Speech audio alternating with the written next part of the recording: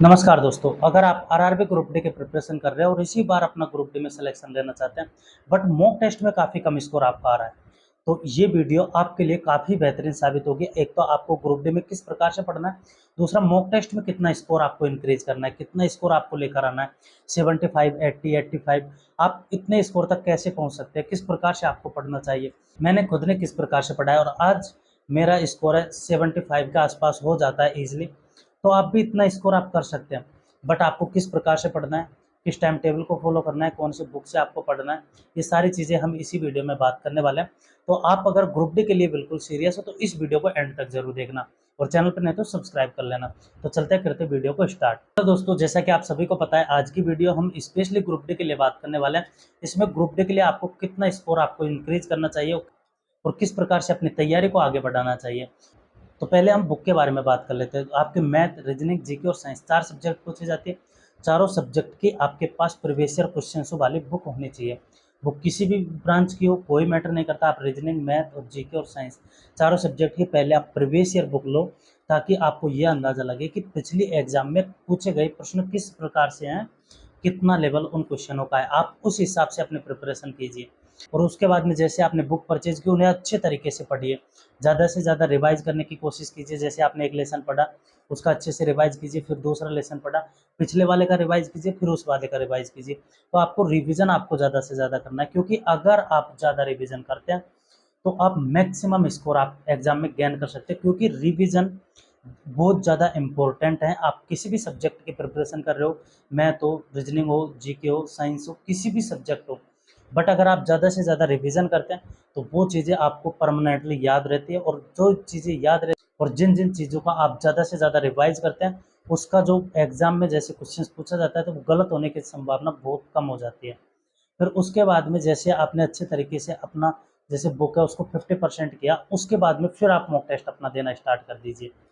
जैसे आपने mock test दिया, मॉक टेस्ट में भले ही कितने ही नंबर आपके आ रहे हो, 35 है, 40 है, 45 है, 50 है, कितना भी आपका स्कोर आ रहा है, फिर आप मॉक टेस्ट को अच्छे तरीके से एनालिसिस कीजिए।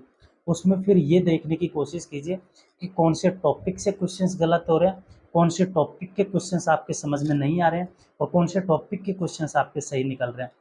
आप फिर उन सारी चीज़ों का जैसे एनालिसिस करेंगे। जैसे अगर आपका पीरियोडिक टेबल से सवाल गलत हो रहा है, तो फिर आप 2 से 3 दिन अच्छे तरीके से पीरियोडिक टेबल को दीजिए और उसके बाद में फिर पीरियोडिक टेबल को पढ़ के उसके 1-2 जो सेक्शनल मॉक होते हैं वो आप लगा लीजिए टेक्स्ट बुक पर। फिर उसके बाद में जैसे आप मॉक देंगे, पीरियोडिक टेबल के क्वेश्चंस पूछे जाएंगे, तो वो बाई चांस आपके गलत होंगे, वरना गलत नहीं होंगे।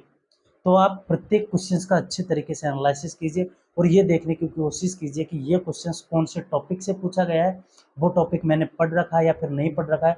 अगर नहीं पढ़ रखा है तो उसको अच्छे तरीके से पढ़ने की कोशिश कीजिए, ताकि आप एक अच्छे तरीके से अपना जो स्कोर है वो अच्छे तरीके से गेन कर सके। और जैसे आप बार बार पढ़ेंगे और बार बार अपनी चीज़ों का रिवाइज करेंगे और बार बार मॉक देंगे और उसका एनालिसिस करेंगे, तो आपको एक क्वेश्चन सॉल्व करने की एक आपकी रफ्तार बढ़ जाएगी, स्पीड आ जाएगी।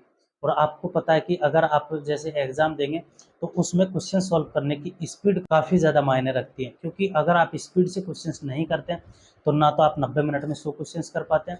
फिर उसके बाद में अगर आपका 1-2 क्वेश्चंस भी स्किप होता है तो आप सभी को पता है एक एक नंबर एग्जाम में कितने मायने रखता है। तो आप स्पीड आपकी तभी बन पाएगी जब आप कंटिन्यू मॉक लगाएंगे और उसके बाद में एक्यूरेसी आपकी तब बन पाएगी जब आप बराबर से एनालिसिस करेंगे। तो आप इन सभी चीज़ों का ज़्यादा से ज़्यादा ध्यान दीजिए। और जैसे आप रिवीजन प्लस मॉक प्लस उसका एनालिसिस, अगर आप तीनों चीज़ें काफ़ी बेहतरीन तरीके से करते हैं तो आप 1 से 1.5 महीने में आप काफ़ी बेहतरीन स्कोर गेन करने लग जाएंगे। और ये फिक्स बात है मेरे भाइयों, अगर आप जैसे टेक्स्ट बुक पे मॉक दे रहे हो, किसी अदर प्लेटफॉर्म पे दे रहे हो, तो इस मॉक में जितना आपका स्कोर आ रहा है उतना ही स्कोर आपका एग्जाम में आने की संभावना है। जैसे आपका 75 स्कोर अगर मॉक में आ रहा है तो एग्जाम में भी आपका 75 के आसपास ही आएगा, 1-2 नंबर कम, 1-2 नंबर ज़्यादा हो सकता है, बट इतना ही स्कोर तो आप अपने मॉक को अच्छे तरीके से देने की कोशिश कीजिए। पूरी ईमानदारी के साथ अपने मॉक को अटेम्प्ट कीजिए। ऐसा नहीं जैसे एक क्वेश्चन नहीं आ रहा था आपने बुक से देख के उसको लगा दिया आंसर, ऐसा आपको बिल्कुल नहीं करना है। अच्छे तरीके से ईमानदारी के साथ आपको मॉक देना है।